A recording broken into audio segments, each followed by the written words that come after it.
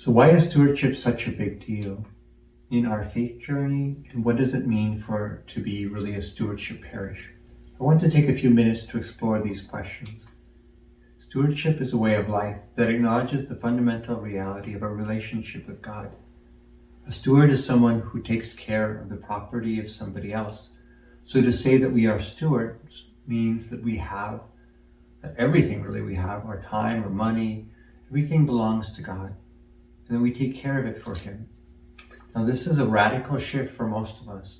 We think of it as our money, our time, our lives.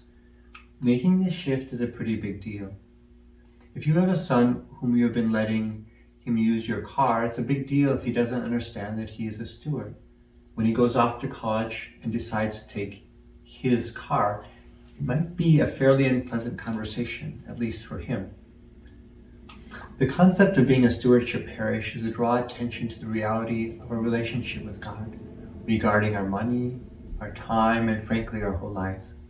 It helps us understand it's ultimately God's parish, and He desires for it to model the generosity and faithfulness and fruitfulness of Himself. Our church is not a business nor a service department. God is freely given to us so that we don't charge fees to be a member, nor do we charge for the sacraments or the life that flows from our community. Everything we have is from God, and He desires us to give it freely to others. So if we don't charge, how can we attend to the very practical expenses we have, such as to keep up our building and to pay our staff? You might think we depend on the generosity of people like a nonprofit entity would, that we might fundraise and allow people to support the mission. Well, this is certainly, very truthful in many respects. I would argue that it is not how God designed it. I suppose it makes sense that God, who owns the whole world, isn't subservient to the generosity of donors. Does the parish accept donations of generosity? Of course, yes, with gratitude. But ultimately, for someone who receives the gifts the church offers and becomes a family member, something different takes place. They come to recognize their identity as a steward and that all that they have really belongs to God. The radical form of this is given to us in Acts of the Apostles, where it states, and let me read from that passage.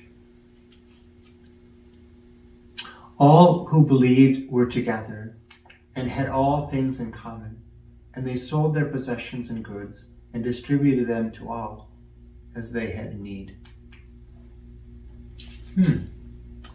This isn't now communism, but a radical call that the Holy Spirit placed upon the early community that serves to form our understanding of stewardship. All belongs to God. The turning over of everything made this point.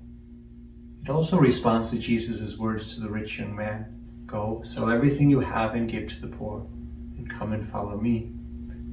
This evokes a deep sense of trust that God will take care of everything for us. While people who join our parish do not hand over all their possessions, we are called to the reality that it really all belongs to God. Tithing is the biblical directive that reminds us that we need to live out the truth of stewardship. And it is the way that God takes care really of His church and His poor. So all belongs to God in a general sense. One could definitely say that 10% of our resources belong very directly to the church and to the poor, that it's already allocated for them. A stewardship parish helps our members to live out these biblical truths. One practical way of demonstrating this as a parish is to move away from charging for things. We already don't charge for the sacraments, to attend Mass, being part of the parish life, all this. Shifting to this draws our attention to the invitation of supporting our parish as stewards. Places we are starting to begin this is like offering no fees for catechesis or for parish study groups. Not even offering a free will offering at our Wednesday night food and fellowship, but letting this just flow from our parish. We already started doing this for the Sunday morning coffee and rolls. We also decided not to mail out the raffle tickets so people wouldn't feel, obligated to buy them, but can freely do so if they want to.